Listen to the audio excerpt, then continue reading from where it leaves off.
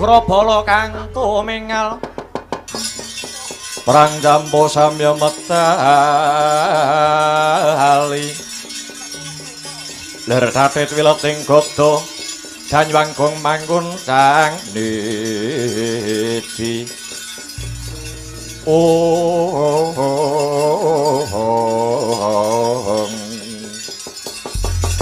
Werkudara Jliteng Kresna ana dawuh mopo Nadyanta para Pandhawa wis unggul ana pabaratan Tegal Kurusetra nanging ndak kira Yayi ndak kira saka pangrasaku isih ana trubusaning satru tukulaning mungsuh andahane Duryudana sing kepengin budidaya curnaning para Pandhawa Dimas mestine siadi tumanggap lan kahanan akeh papan-papan sing dijeblokake Nadyanta sing jeblokake kuwi dhewe kudu dadi korban mati ana papan kono ning rumangsane tumindake sing kaya mangkono kuwi antuk kaswargan merga mbelani karo si Duryudana ora trima lamun negara Ngastina iki didepani karo para Pandhawa terus sing tok karepake aku kudu kepriye Nadyanta wis rampung Baratayuda tak jaluk siadi aja nganti pegat kaprayitnane lair lan batin mligine ing bengi iki ndak rasakake hawane kok ademe jekut hawane kok sintru kaya ana bab-bab sing beda mula kanggo bengi iki tak jaluk kowe aja turu Werkudara aku ben bengi ora tau turu wis dadi kewajibanku lan dadi watakku ora nate turu nadyan ora turu bengi iki mripatmu kudu menteleng Werkudara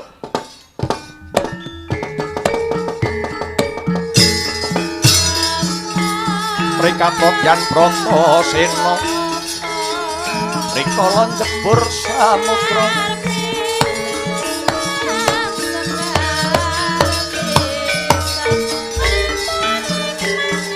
rikala jebur samudra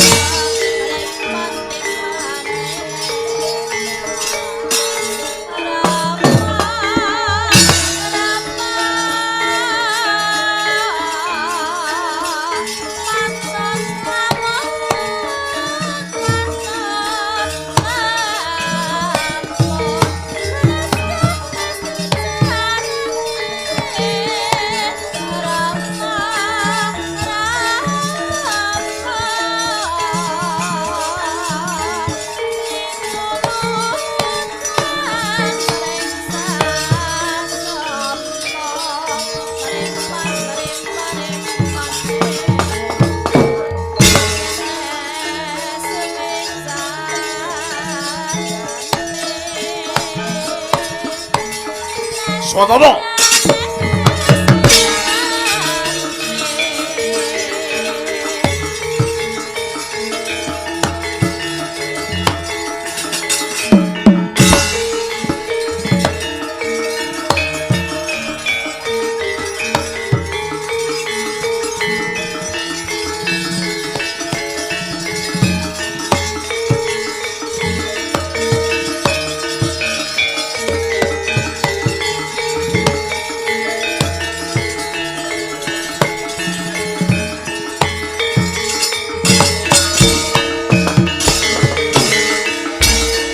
Pangudhare Tyasrewut Urwati rawat wewadi Wedi lamun kauningan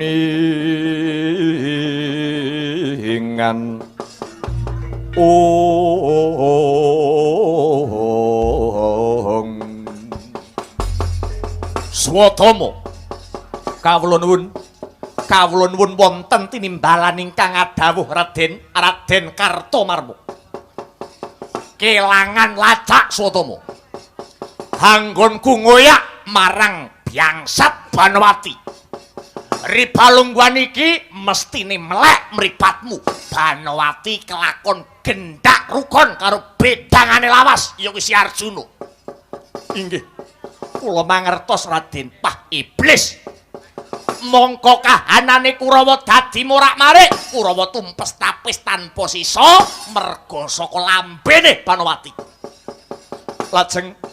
lajeng keparengipun Raden Kartomarma kadosa pundi slendra kang rasa slendra kang jiwa nadyan dikaya ngapa lan kepriye aku lan kowe kudu bisa nglebur cintang males pati Kurawa mung kari aku karo kowe aku ora trima yen bumi Astina ditaita karo para Pandhawa 1000 dalan tinempuh Pandhawa kudu mutar sak cindhel abange yen Pandhawa entek sing dadi ratu Ngastina Kartomarma patihe kowe Dhuwur inggih ngestoaken dawuh Patih Swatama wonten dawuh Prabu Kartomarma bagus kowe anake pendhita limpat pendhita wegit tiyanggonmu bisa mlebu ana kedhaton mblei siji-siji keluarga Pandhawa ampun kuwatir Raden kula gadah pusaka aran Kyai Cundamanik Cundamanik lakar kados mekaten dayane Cundamanik piye Swatama menawi kula tibakaken wonten bumi saged mbledak satemah saged ngesong wonten bumi sawise ngesong ana bumi ingkang kula arah mangke ngantos bumi negari Ngastina sak sampunipun kula lan paduka nglandhak sajroning bumi ngantos dumugi negari Ngastina mangke setunggal mbaka setunggal keluarga Pandhawa dipun pejahi bagus enggal tintakna Swatama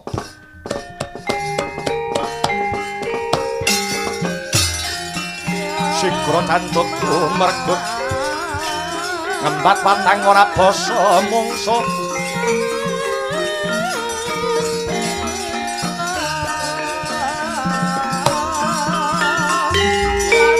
tangkep cocok antaran kau sayekti tengoleno prateng lampus sirna madyaning palugon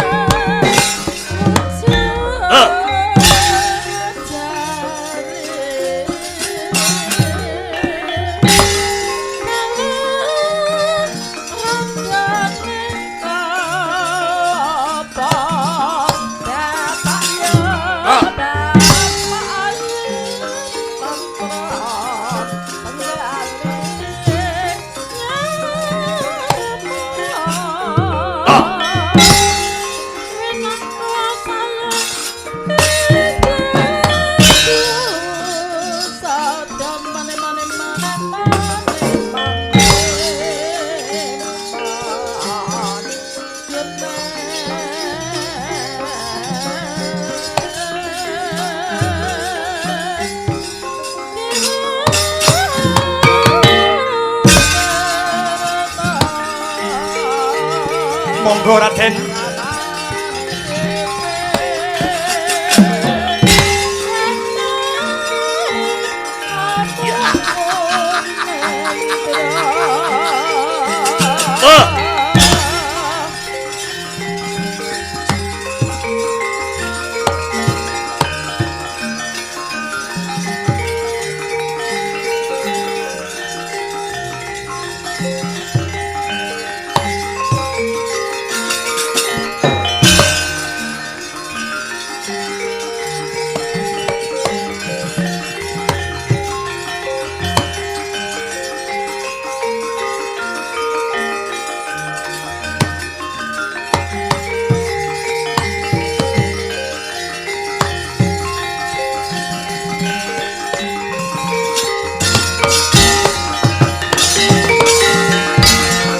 gunjing langit kelap-kelap katon lir kincanging alis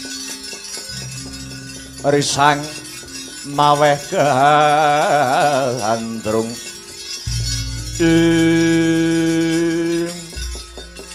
tekan ngendi iki Swantomo? Lah kok ana dian padang kencar-kencar mongko iki tengah wengi. Raden, punika kula kalian panjenengan sampun mapan wonten kedaton negari Ngastina. Lah dialah. Pinter tenan kowe Swantomo. Ning emane ing atase tengah wengi kok diane isih kencar-kencar, kedatone isih rame kaya ngene. Babar pisan durung ana wong sing turu. Kowe anake Pandhita Limpat kepriye reka dayamu Swatama? Kula ingkang badhe namakaken Aji Wewe Putih Begananda.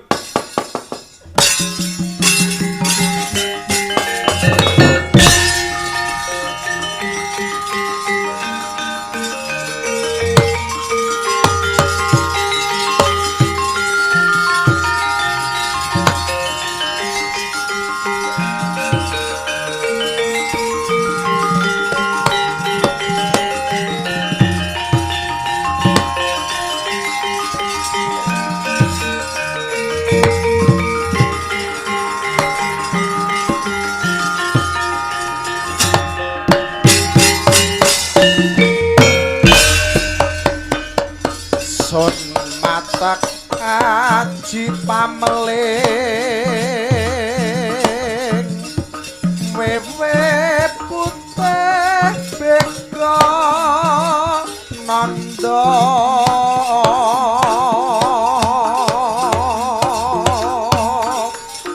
kang ketaman Pemasari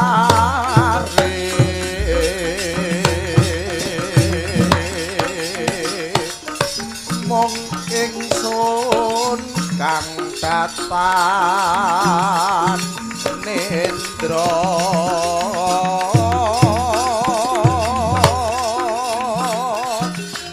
awit kersane dewa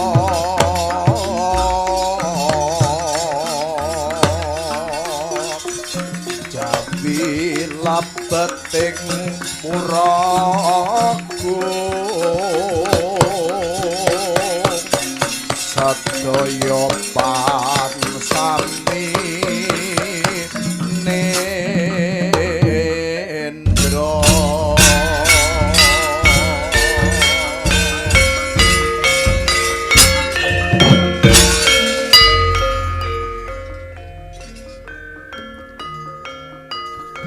sumangga Raden. Albu lon-lonan. Nggih. Pateni siji, boko siji, peranaan Pandhawa. Nun inggih Raden.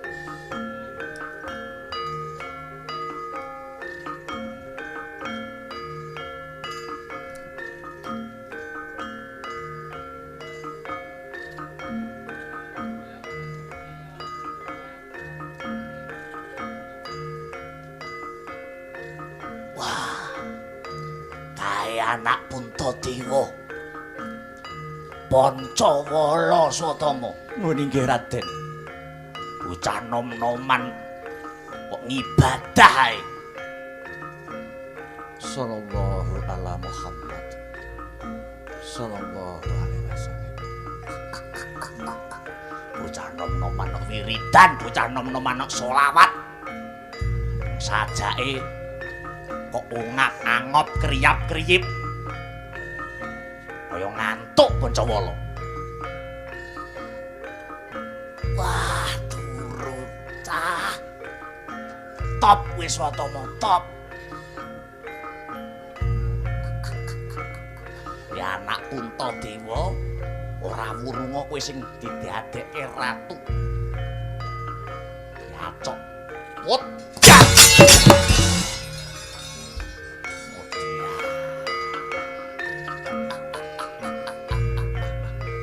Ayo, lanjut, Swatama. Nggih.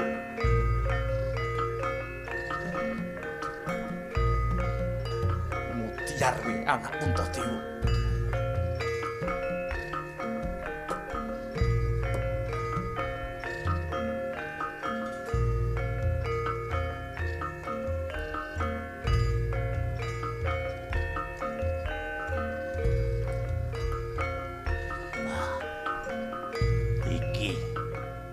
Bajingane Tresna Jumena. Yen bapakku sing mateni kuwi. Ana Baratayuda Jaya pinangun, bapakku mbok beleh ndase, mbok nggo bal-balan. Su, tangi Su. Su. Apa to ki? Tangi. Apa to ki? Sawangan. Loh, soto mo. Ayo. Kowe mbiyen sing mateni kelakon tak bacok bongko ndasu. Mutiar kowe. Mutiar rasakno. Legek ngamput setan. Bapakku sing mateni kowe biyen setan. Mutiar iki mripate cutek bongko. Jantunge grokot. Dah. Mangan.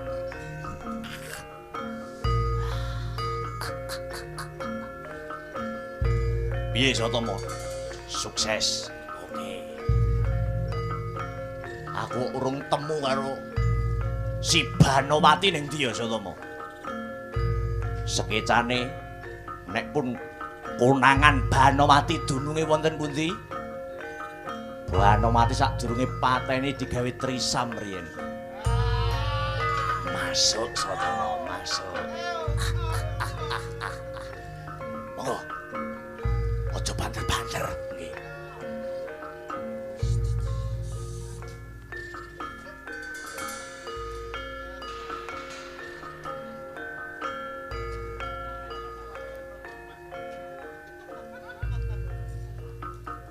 Iya.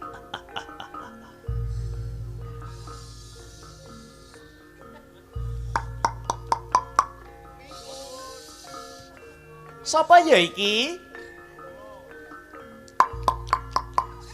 Sapa ya iki?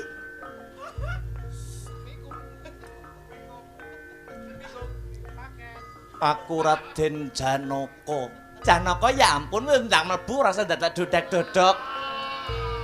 Aku wis dasteran tok iki lho. Pripun? Lunte panggah lunte.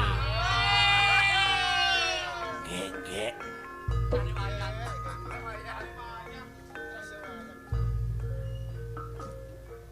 Loh, kowe Sotomo. Wis manut. Wah, melu aku melu. Loh, kowe arep apa? Manut buka. Ayo dibuka. Dimut. Mutiar kowe kolu kowe.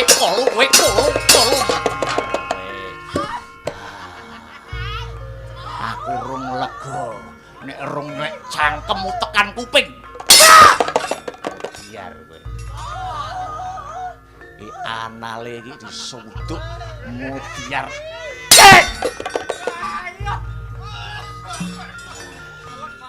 Wah. Penake cah.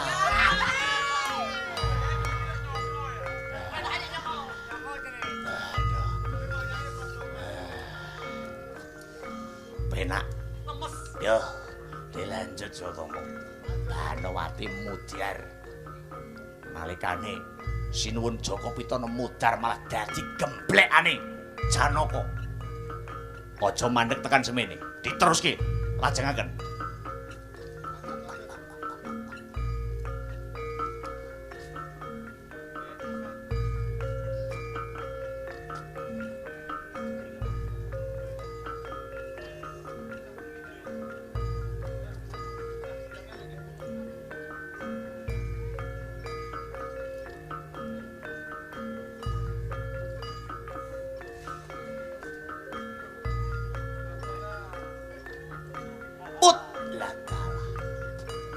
Manjing pakedongan ana bayi si abang. Swatama ora bakal pangling. Ya iki kondange putune Janaka anak Abimanyu sing jenenge Parikesit. Manut dongeng jari bayi iki sing besok dadi ratu adil, ratu Ngastina. Ning Belgedes ngimpi kuwi dadi ratu Ngastina mergo pedhangku sing arep nugel gulumu Parikesit. Ucap Krida Sang Swatama arsa merjaya jabang bayi. Parandene jabang bayi datan ajrih malah ajingkrak-jingkrak, kroncal-kroncal ponang suku. Wau to kocap. Jabang bayi ingkang sampun tinenggan pusaka kalih nenggih Pasopati. Tuwin keris Kyai Pulanggeni. Umroncale jabang bayi nyampe Kyai Pulanggeni dalah Pasopati. Pasopati mencelat ngenani Dewi Sembadra dadi lan patine. Pulanggeni mencelat ngenani dadane Sang Swatama dadi lan pejahe. Geger para penduduk.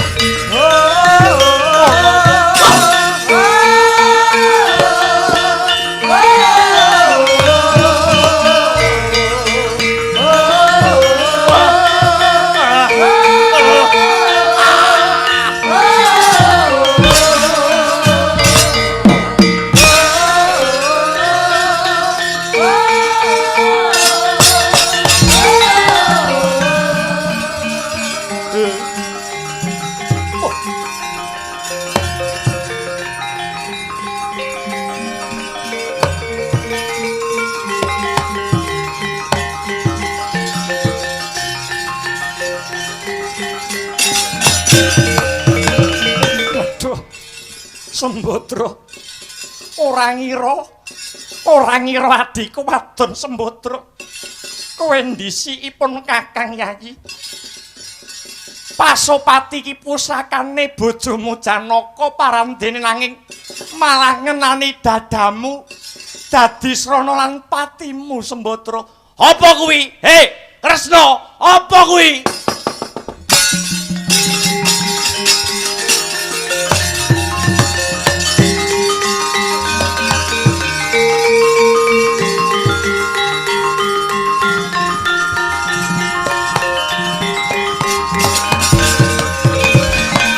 Ngopo Kresna?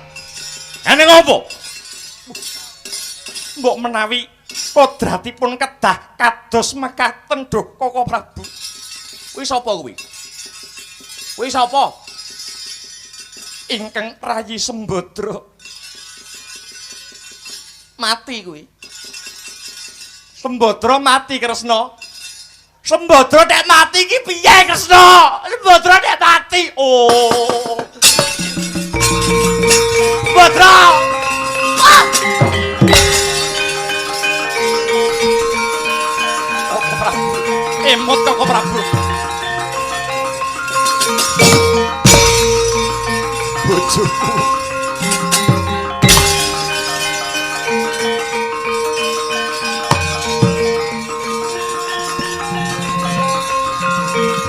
Sembadra wis tangi yo.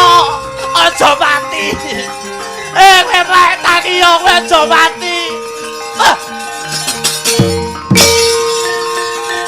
Koko Prabu emot Koko Prabu. Bojoku.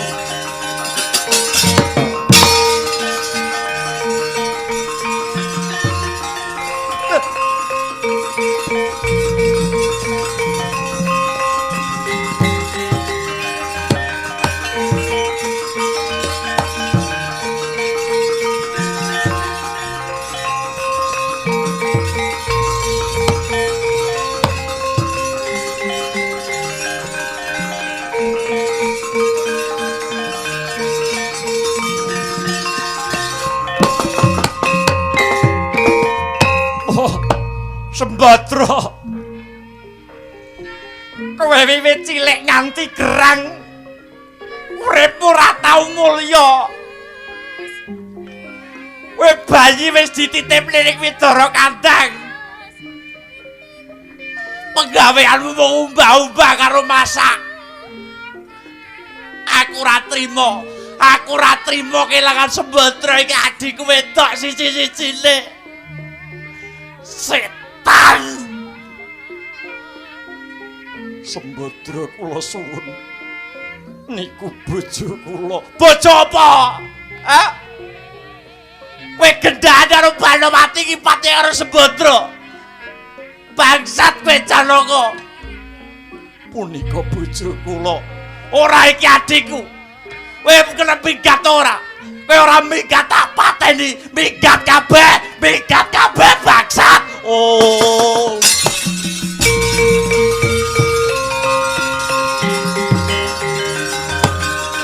Kowe kok mati piye to Bramajaya? Wah!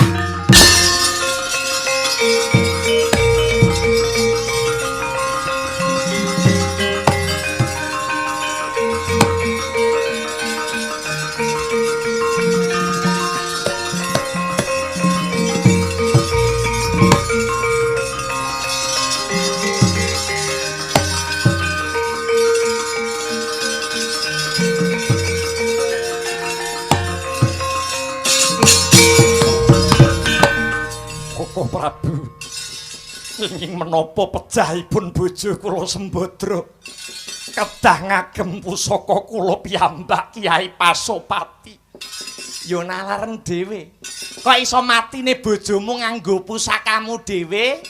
Kira-kira uripmu ki wis iso ngejur batine Bratajaya apa ora? Sampun. Kabeh do nyalahke Janaka.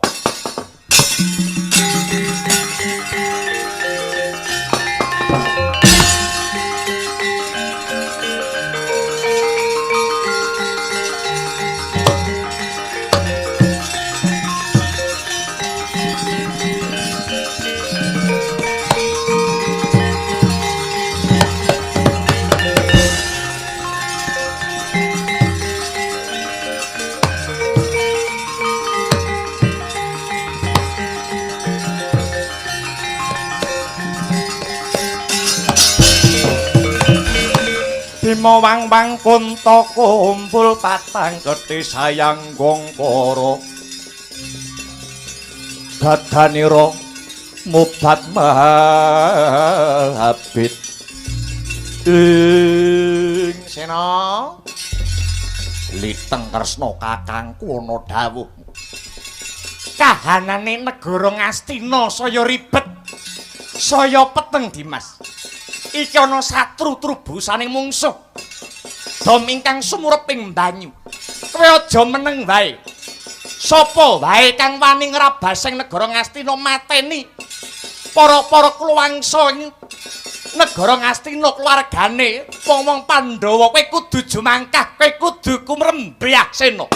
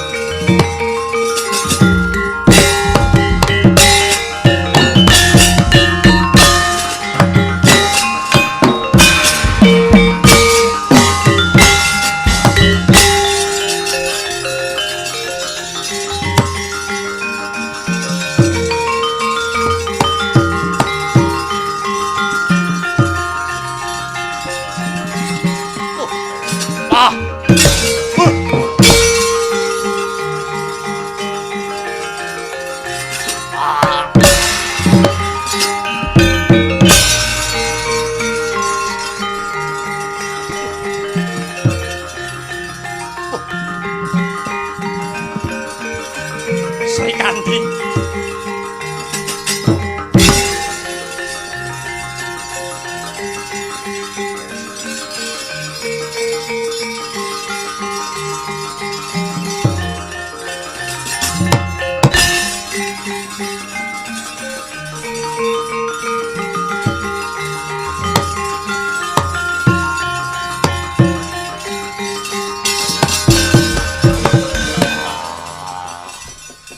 Ayo mlayu gawe kisruh gawe gendro ana ing bumi Ngastina. Peteng-peteng wayahe wong padha. Leren iki sapa? Waduh, Raden, kula ingkang kajibahan jejagi kayuwananipun bumi Ngastina kula pun sanga-sanga. Sanga-sanga kok sakmene. Yen ora sisip sing dadi panduluku. Sajake kowe dudu sanga-sanga ning kowe Danurwenda. Nggih, lakar kula Danurwenda. Danurwenda kok ngene. Suarane gedhe, ayake kaya Sasi Kirana. Nggih. Pancen kula menika Sasi Kirana. Wah, maling.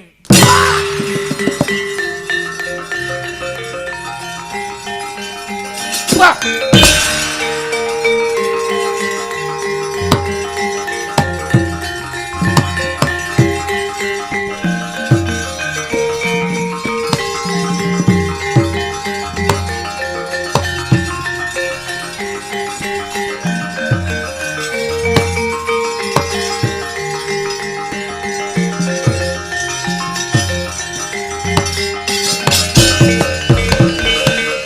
Sapa Werkudara?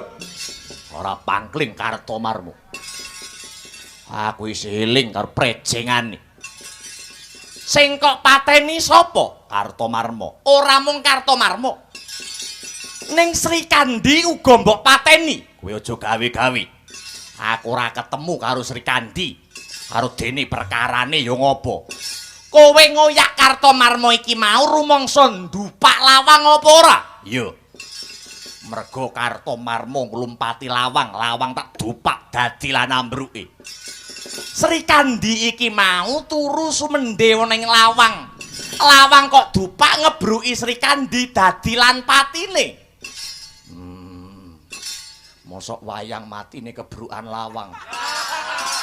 Lho ning bukune ya kaya ngono kuwi kok. Entek kabeh iki. Kabeh lelakon aja digetuni ya, Di. Dadiya kaca benggala wis ayo semene sawetara, Dimas.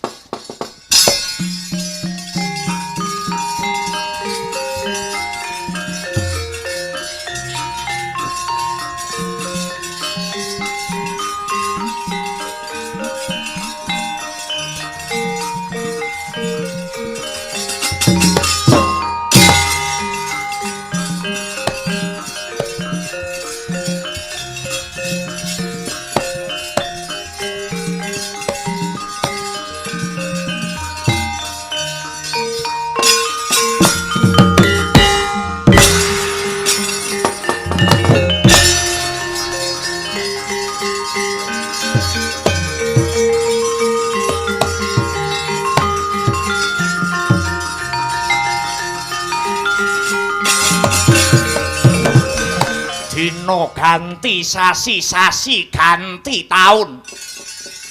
Kuwi sing kandha ring kesing carita sang parikesit yodyan paripurna wis ngancik diwasa. Arsa kajumenengake Nalendra mapan wonten ing nagari Yawastina. Gantiya ingkang winuwus madheg negari Traju Tresna. Putrane Suwargi Prabu Bomanara Kasura. Nenggih Prabu Sawarka. Prabu Sawarka yen Cinandra mliwis nyampar banyu kang dadi solahe.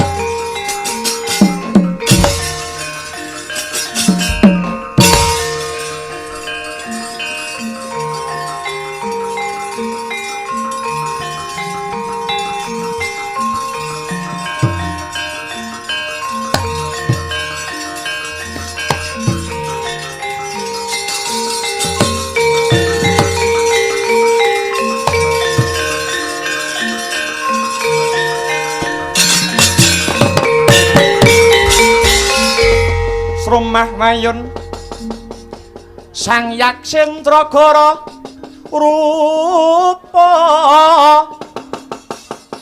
mangeses kadyangin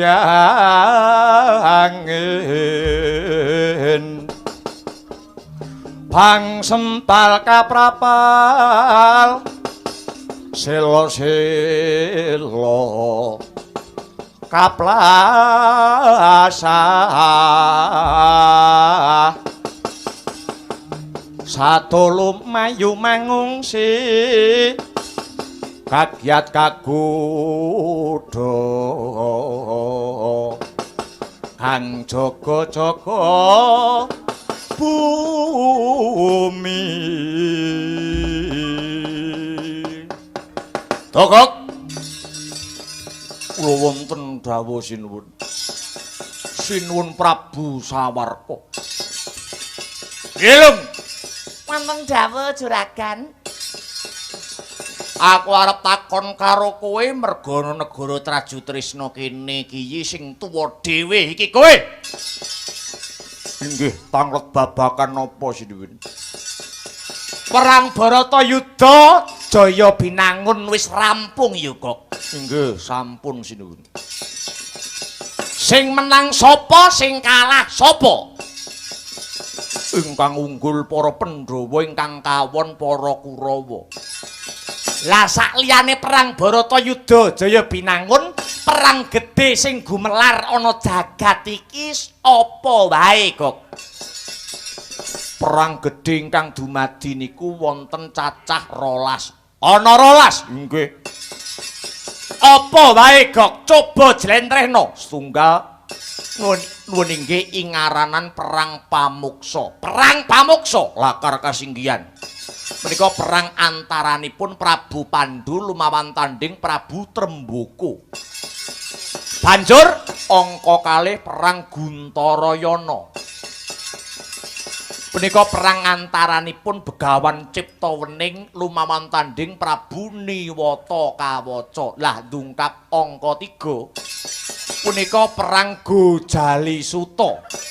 Gojali Suta sing anyarirani sapa kok? Perang antaranipun Prabu Kresna dalah Prabu Bama awit Gojali Suta. Gojali menika bapak, Suta menika anak, perange bapak musuh anak. Perang Gojali Suta iki sing menang sapa kok? Sing menang Prabu Kresna, sing mati Prabu Bama, ratu ing negari Trajutrisna. Lah perang sing angka sekawan inggih menika Baratayuda Jaya Binangun ingkang angka gangsal. Cukup. Cara wong jaring iwak wis kecekel. Jaring iwak napa? Nek ku takon mlipir-mlipir saka pinggir kecekel undraning perkara kang dadi unek-uneke Prabu Sawarka. Sebab kowe angger tak takoni sing mateni bapakku Bama Narakasura ki sapa mesti kowe ora gelem semaur ning bareng takonku mlipir-mlipir saka pinggir wis kecekel tinemune jebul bapakku Bama Narakasura matine ana jroning lelakon Gojali Suta. Perange bapak lawan anak Prabu Kresna ing Dwarawati lan Ratu Trajutrisna swargi Kanjeng Rama Prabu Bama Narakasura. Dadi cekak cukupe aku wis ngerti, aku wis paham, aku wis mudeng sapa sing mateni bapakku. Ya ki ora ana liya Ratu Dwarawati Prabu Kresna. Aduh, mati ketrucut aku. Lah piye to, Kakang? Waduh.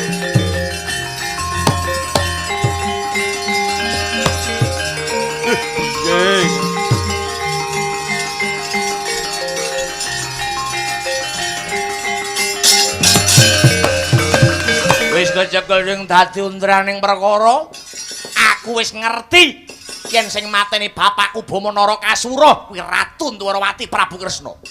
Punika ingkang eyang piyambak ora peduli sapa wae sing mateni bapakku utang loro nyaur loro, utang pati nyaur pati. Aku kepengin nyumargake wong tuaku kanthi cara nugel gulune Ratu Dwarawati Prabu Sri Bathara Kresna. Bocah Temenggung, kula wonten dawuh tinimbalan. Apike Wadyabala Trajutrisna diluruk negara Yawastina. Angger ketemu Ratu Dwarawati, Prabu Kresna rasa kesuwen rangket tangane krincung sikile babaten gulune. Nuwun inggih. Mestaken dawuh nyuwun berkah pangestu ya. Duga, dina ngati-ati aja nganti keri.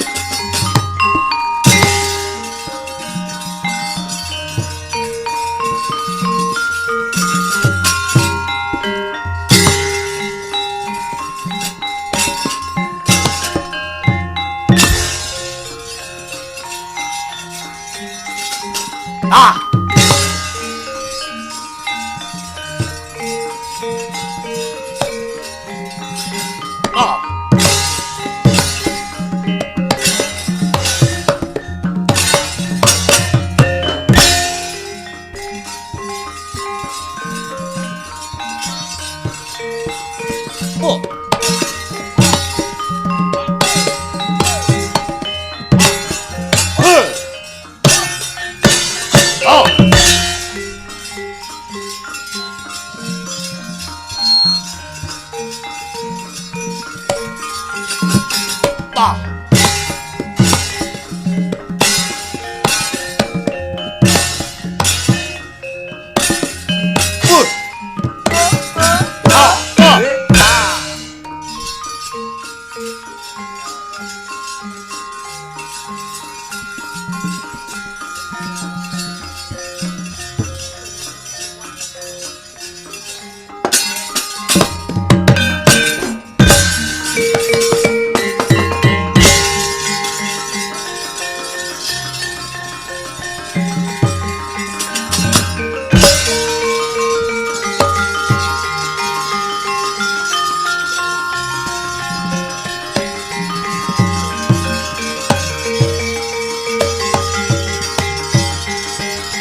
ora mikir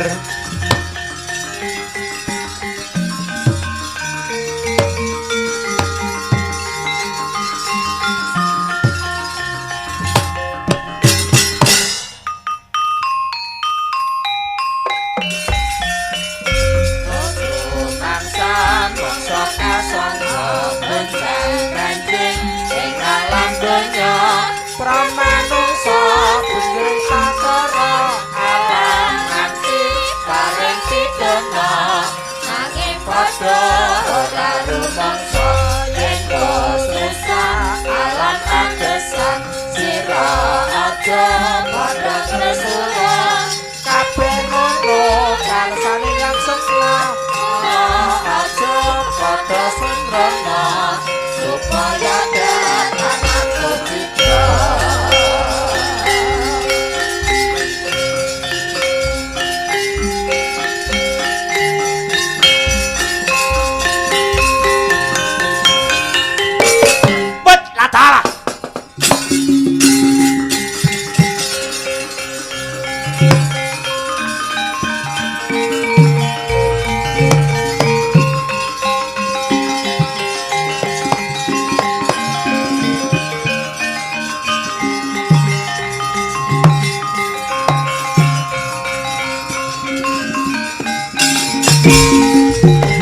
Busekan jroning dewa mandika daun tlang pedangipun kang kataman Braja ing durung swanggon klumaku saka praja Traju Tresna kepabak ana satriya bagus pasuryane klemar-klemer ngidak telek ora penteng sapa kowe parikesit ya paripurna bali takon Ratu Traju Tresna Prabu Sawarka semedya laku marep menyang ngendi ngener mlaku ngulon kaya tumuju ana ing negara Yawastina goleki Ratu Ndwarawati Prabu Sri Bathara Kresna yen wis ketemu kok nyembah dlamanku tak babate gulune apa dosa kang sarta kaluputane Eyang Prabu Kresna dosane dikendhong kaluputane dindit wani ngedani ramaku Prabu Bama Narakasura ora usah melu-melu perkara iki nyimpang ngiwa utawa nengen timbang tak loke sak dosamu ora usah goleki sing ora ana parikesit kang ora narimakake kalamun ta pepundhene dinggo jag-jagan dinggo suwiyah-wiyah tencung akhirat kowe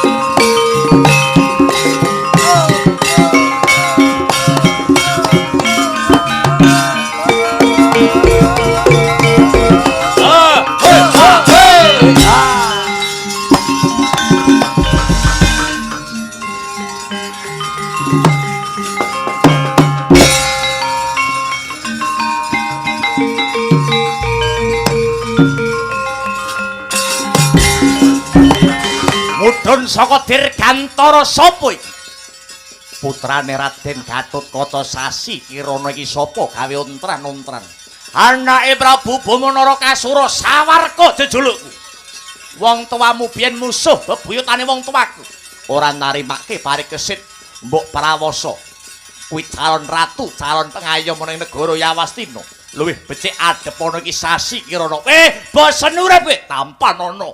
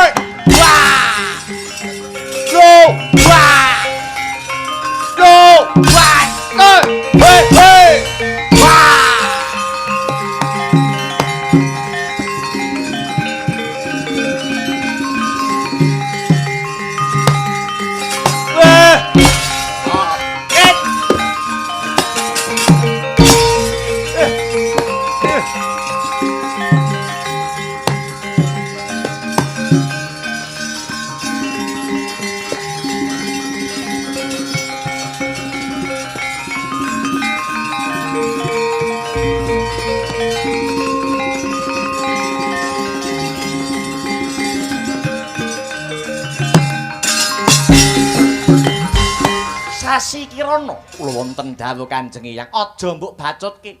Sawarka sing ngejak jagongan ben nata Ndarawati. Sing jare arep mateni aku kene tak jake jagongan ora ketang sedhi lho.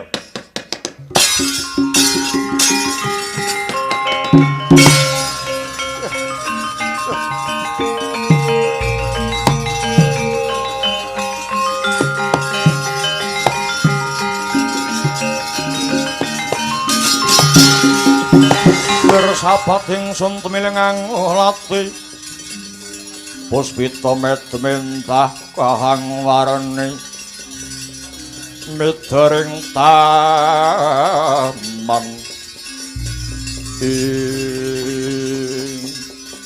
Sawarka kowe gawe ontran-ontran negara Ngastina sing ndok karepake apa? Kula badhe merjaya Ratu Ndarawati Prabu Kresna. Wis tau ketemu karo wonge? Nggih, dereng. Lekno mripatmu jerengen gobokmu. Ratu Ndarawati sing jejuluke Prabu Kresna kuwi ya aku iki. Mara gage gatekno sing dadi tuturku. Wong kendel kuwi kudu duwe piyandel. Wong wani mono buncine kudu sekti. Wong wani gawe perkara mono kudu sembodo. Bocah nom sing apik kuwi yen ora ngerti becike takon, yen ana rembug ayo dirembug, yen ana perkara ayo dirampungake kanthi gaman kawicaksanan.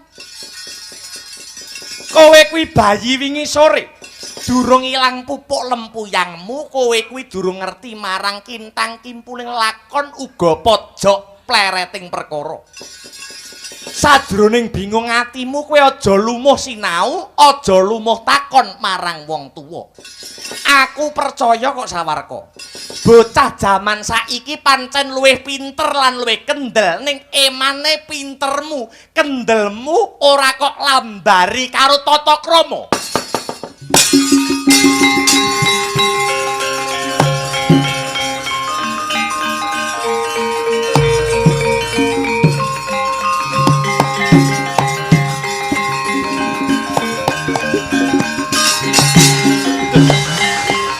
Pangapunten, kula namung badhe malsasra wirang pejahipun Kanjeng Rama kula Prabu Bamanara Kasura ingkang manut dongeng paduka Eyang Prabu Sri Bathara Kresna ingkang mejahi Mula kowe rene iki aja dadak ampyak awur-awur nanging nganggo tata krama takon luwih dhisik.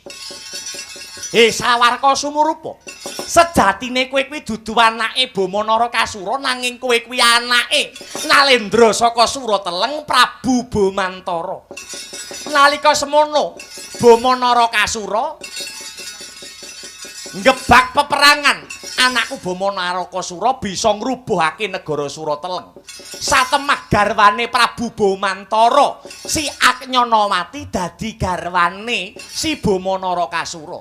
Kamangka dok kepungkur ing rikala semana si Aknyanawati wis mbobot wining katresnan wijine Prabu Bomantara ya kowe kuwi. Kowe kuwi anake Prabu Bomantara dudu anake Bama Narakasura. Yen aku ora duwe rasa welas asih, kowe wit lair biyen aku roh anake Bomantara wis tak pites wingi-wingi.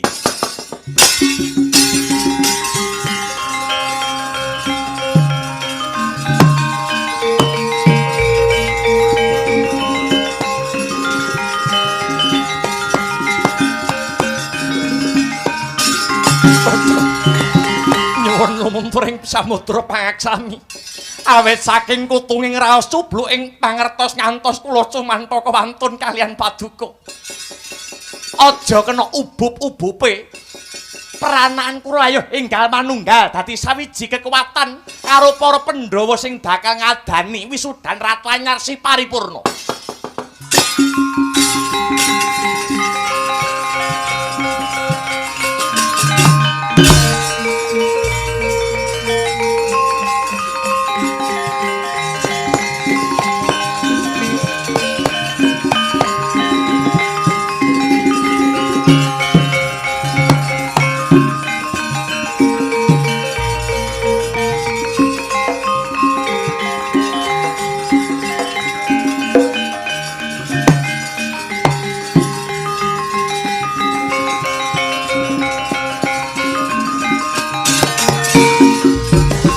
Dursa Subala.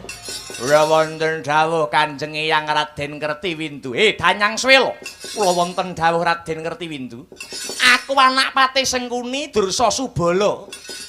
Putune Dursasana kang sarta Danyang Swela anake Bambang Swatama. Ngastina dinggo jag-jagan karo para Pandhawa.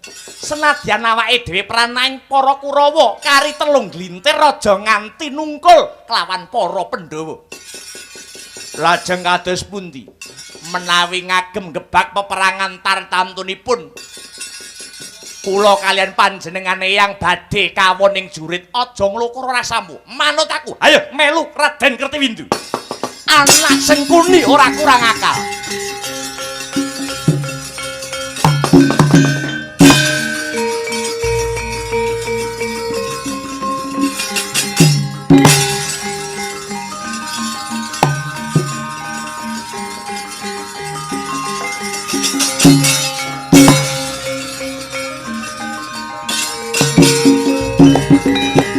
Kinudang-kudang tansah bisa leladi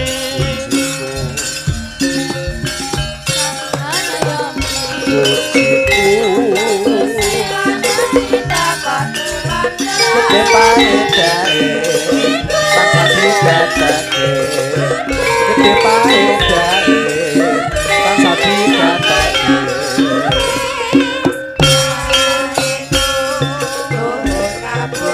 Sekali lagi Mas.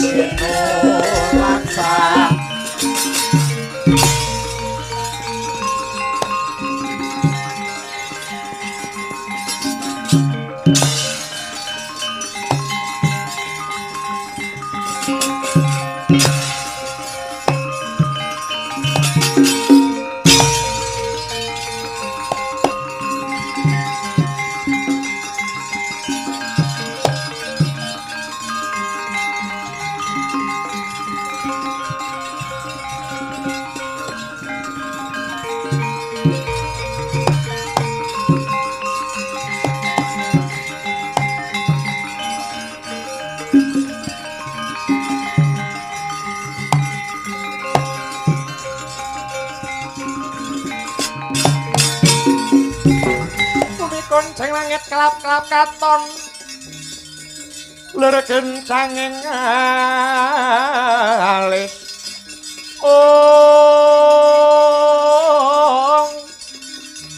risang maweh gandrung sabarang kadulu ukir moyak balayik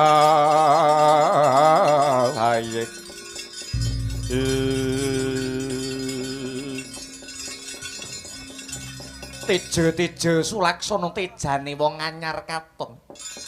Ora ateges aku angkuh nanging katemben wae weruh mula aku mitambuh. Sapa panjenengamu kang lagi rawuh? Ditepungke wae ya Sang Prabu. Aku putrane Patih Harya Sengkuni dene kekasihku Raden Kertiwindu. Raden Kertiwindu pancen bener.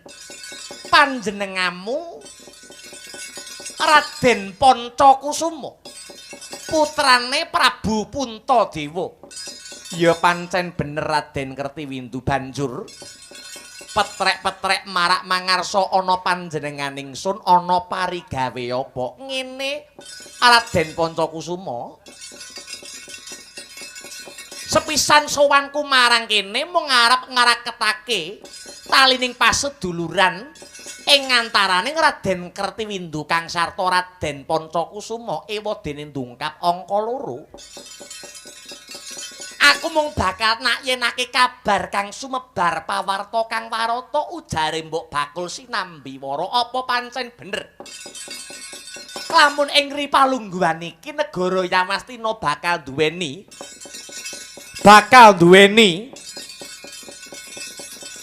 gawe gedhen ya kuwi bakal duwe gawe gedhen ya kuwi wisudan Ratu Anyar si Parikesit anake Raden Abimanyu kang sarta putune Raden Janaka apa pancen bener Raden?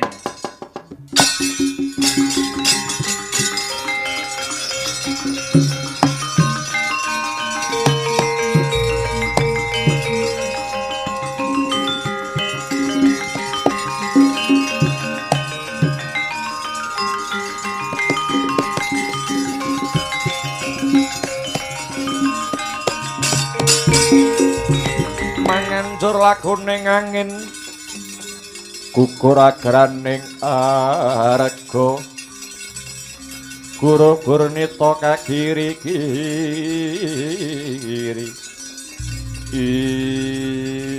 pancen bener Raden Kertiwindu ing Ripalungguhan iki negara Yawastina bakal duwe gawe gedhen ya kuwi wisudan Ratu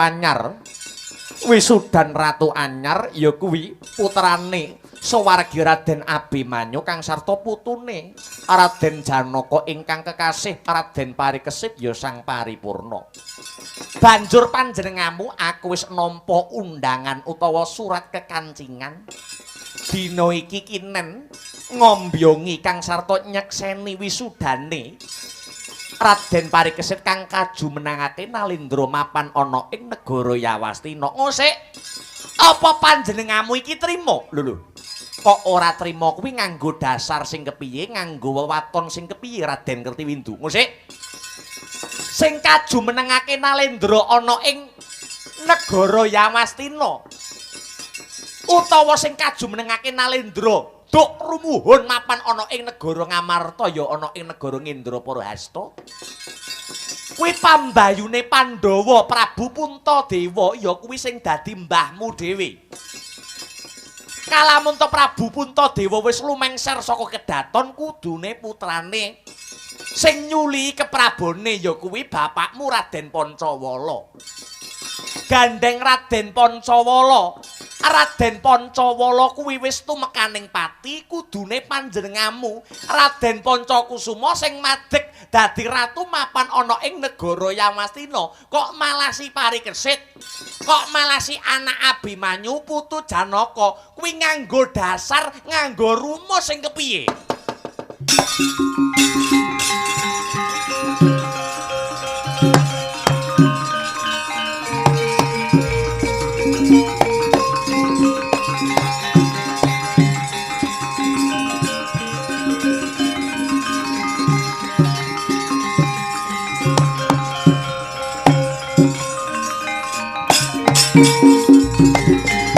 Raden Kertiwindu. Aku ora kaju menengake Nalendra mapan ana ing negara Yawastina, batin wis lila legawa. Batin wis tinarbuka. Kalamun to kang pantes pinilih dadi ratu mapan ana ing negara Yawastina, ora ana liya kejaba mung si Parikesit ya si Paripurna. Kuwi kabeh saka pirembuke para pepunden kang sarta para pinisepuh kang mapan ana ing negara Yawastina. Mesti wae panemune para pinisepuh ora bakal singlar, panemune para pepunden ora bakal ndlomprongake marang juranging kasangsaran. Kowe ora ngerti wae. Kaya ngapa to julike Raden Janaka.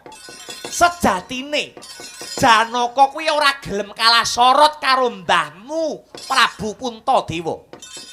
Dasare jaman Duk Rikala Semana sing asring nampa wahyu kuwi Janaka. Anggrana wahyu sing tumurun, anggrana kanugrahan sing tumedhak mapan ana ing Madyapada, sing entuk kuwi Janaka, dudu mbahmu si Puntadewa. Kalamun iki mengko tedhak turune Prabu Puntadewa, ora ana sing nerusake sejarah dadi ratu ana ing negara Yawastina, tegese Janaka wis kasembadan sing dadi gegayuhane. Anggone kepengin ngrubuhke kawibawan kang sarta pengangen-angen kang sarta gegayuhane mbahmu Puntadewa. Janaka kepengin nuduhake tedhak turune luwih becik ketimbang tedhak turune Puntadewa. Kalamun si Parikesit iki mengko wis kaju menengake Nalendra, aku kuwatir. Aku kuwatir Raden Pancakusuma.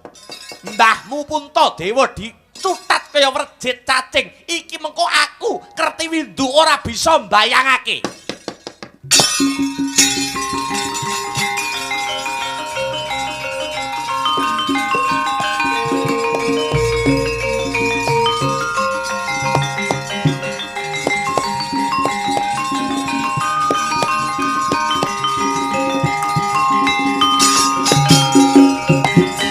Lakon ing lekas lukit tolenut ing kidung adong ngadareng hamomor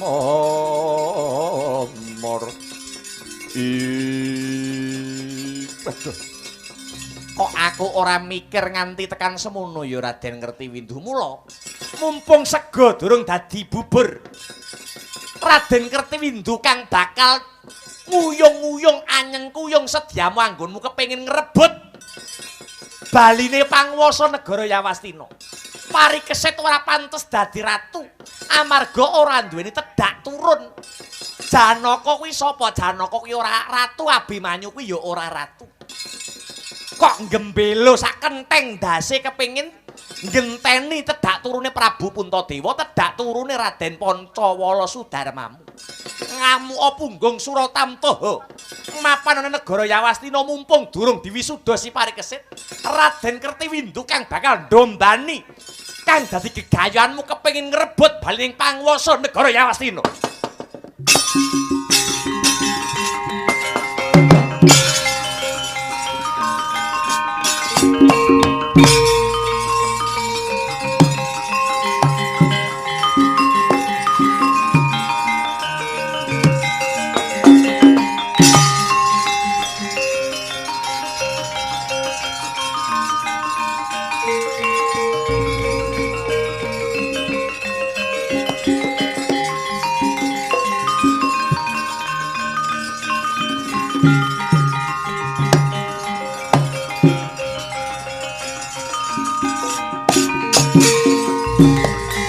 Bata mirah ingsun prihatin was panggung mijil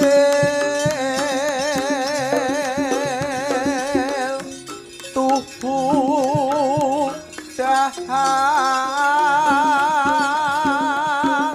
tanpa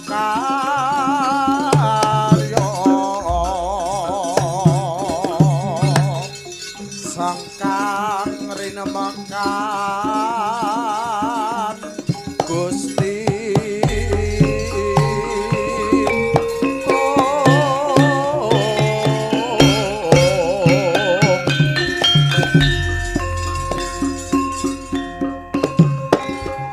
amuk Suramarta Jayamarta girbuten aku. Panca Kusuma ora narimakake perkara iki. Aturan wis dilanggar. Pernatan wis njliwar saka pepakem. Kudune sing pantes pinilih dadi ratu kajumenengake Nalendra mapan negara Yawastina. Si Panca Kusuma dudu si Parikesit. Merga aku nglengser kawibawane simbahku Prabu Puntadewa Parikesit. Ora gelem medhun saka dampar denta negara Yawastina. Panca Kusuma sing bakal nyuwargakake nyawamu paripurna.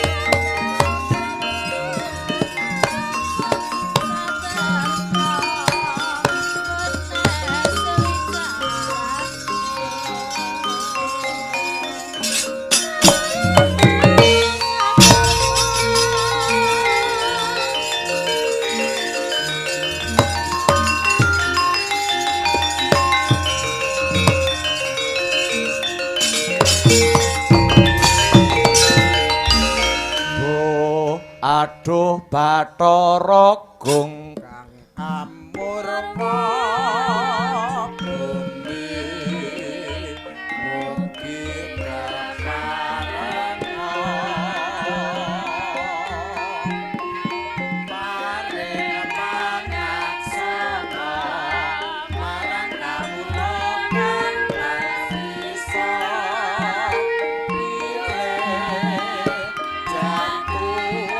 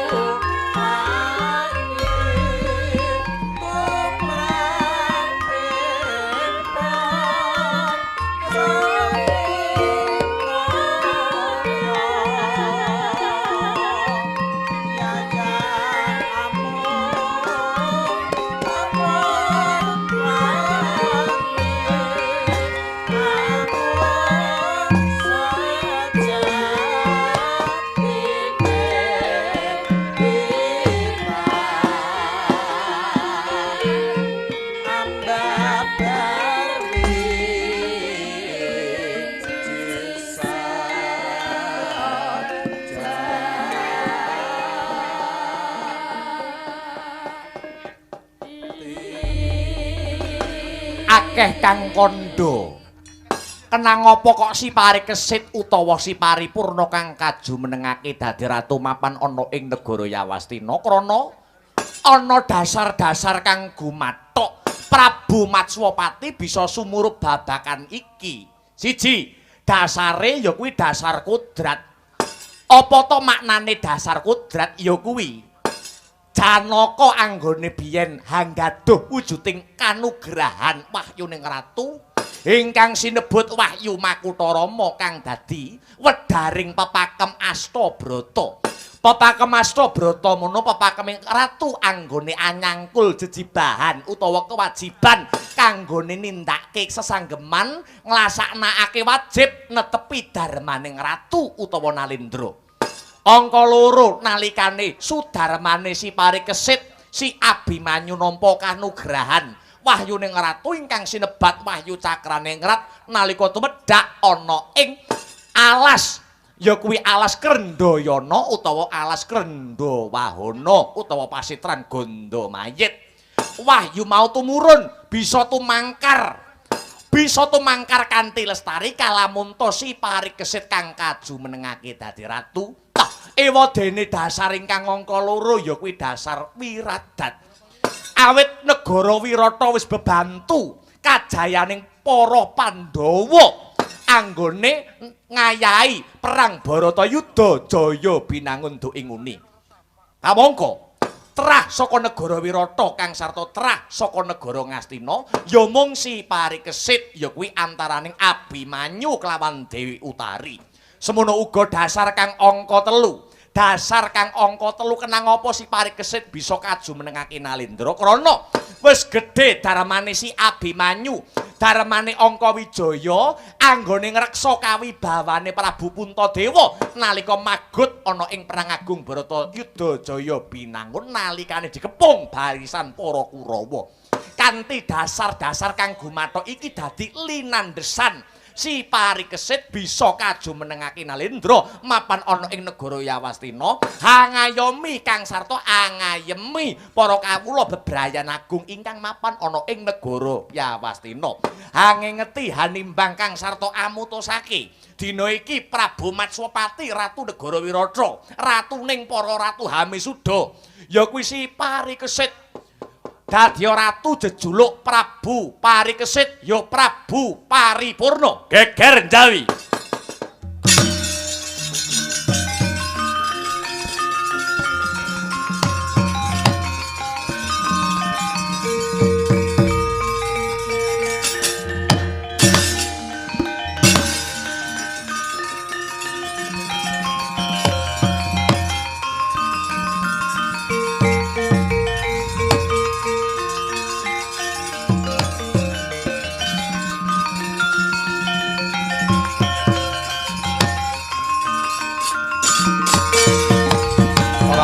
Ratu Tama patihe patih linuwil ing ndak sawang kaya sasi kirana mlayu-mlayu gawe kaget prenggosan sing dadi napasmu daleweran sing dadi kringetmu ana parigawe apa apa ana macan luar saka kerangkeng gajah pedhot saka wantilan gedhe-gedhene parang muka kang anempuh gati. Duh Kanjeng Hyang Sumlawatur geger wonten ing Jawi wonten priyayi ingkang boten narimakaken wisudanipun pun Parikesit inggih pun paripurna kaju menengaken dados Nalendra mimpin bawat praja mapan wonten ing negari Yawastina. Sapa menungsane Sasi Kirana mboten wonten sanes kang wayah paduka piyambak inggih pun Pancakusuma kuwi mungsuhe aku.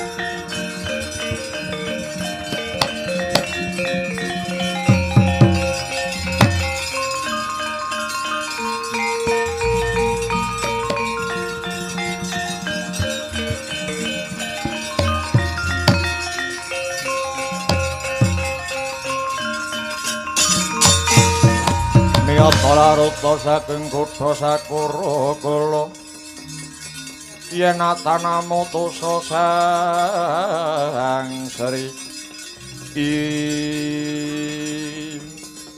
ayo parikesit gelem medhun saka dawat peperintah negara Yawasti napa ora kalamun ora gelem tetep ngukuhi kamukten negara Yawasti napa Pancakusuma sing dadi musuhe Pancakusuma tresmak bathok mata mlorok ora ndedelok aku yangmu Puntadewa epeh men sing dadi budimu kepingin ngrebut kawibawane si Parikesit tek kowe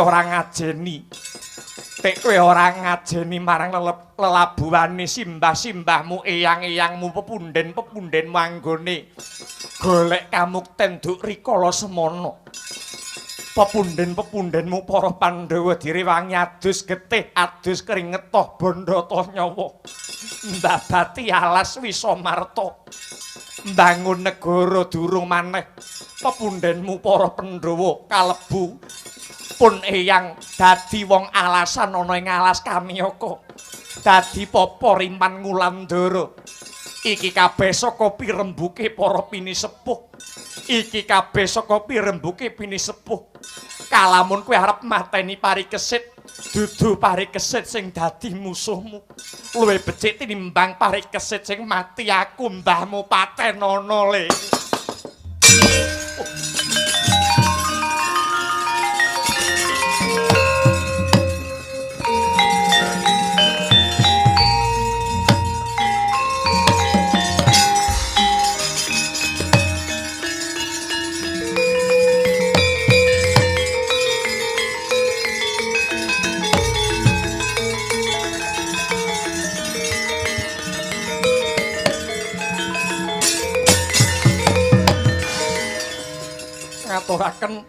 ngaturaken sedaya kalepatan Kanjeng Eyang kula saged tumindak kados mekaten awit kabrongot saking ngucapipun Raden Kertiwindu putranipun Patih Sengkuni ana tetembungan kacang ora ninggal karo lanjaran kowe aja kumpul karo wong-wonge Kurawa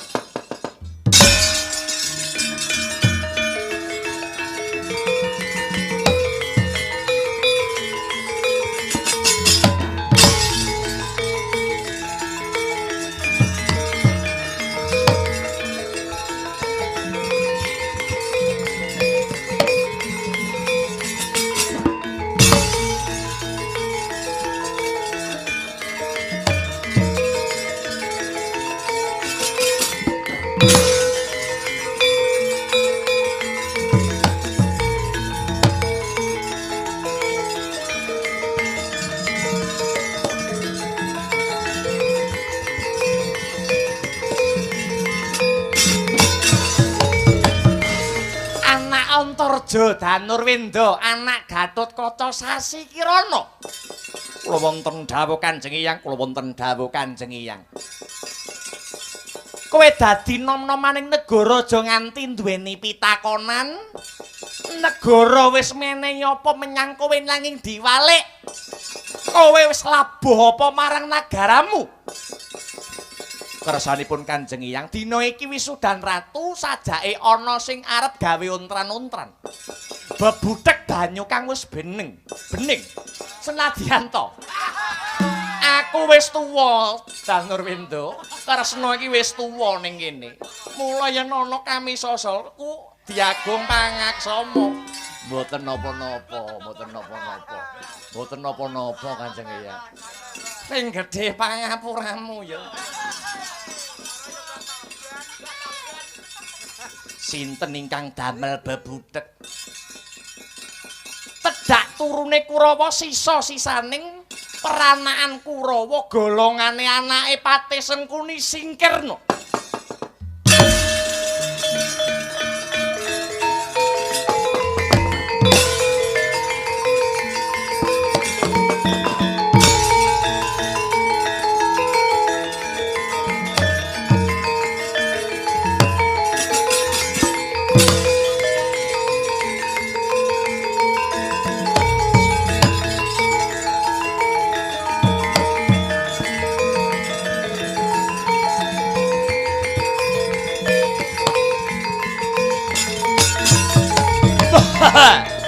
Wagar-wigar tanpa karya sing dadi reka daya sanggit rungsite Kanjeng Hyang Raden Kertiwindulata.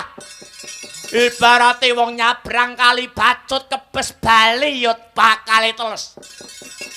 Hampi awur-awur bondo nekat Dursa Subala bakal ngorak-arik negara Yawastina. Nganggo tekad witing klapa. Tak ora arek patenane Parikesit ya paripurna Ratu Yawastina.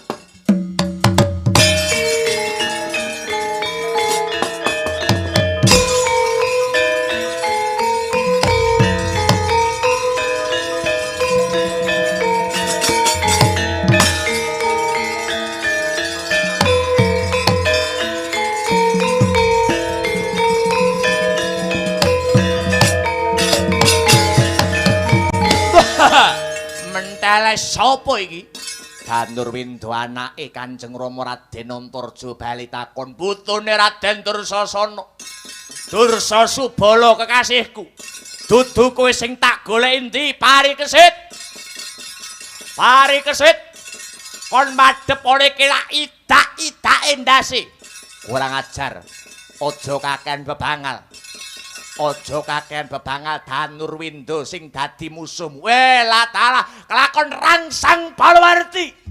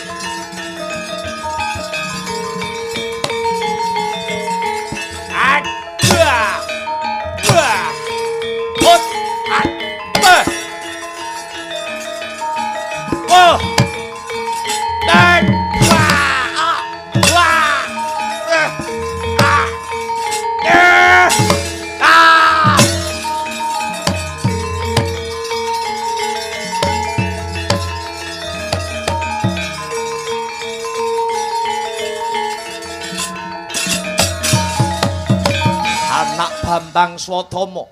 Ayo Parikesit kon madhep ana ing kene. Kelakon tak titir dadekke pengewan-ewan cangkeme.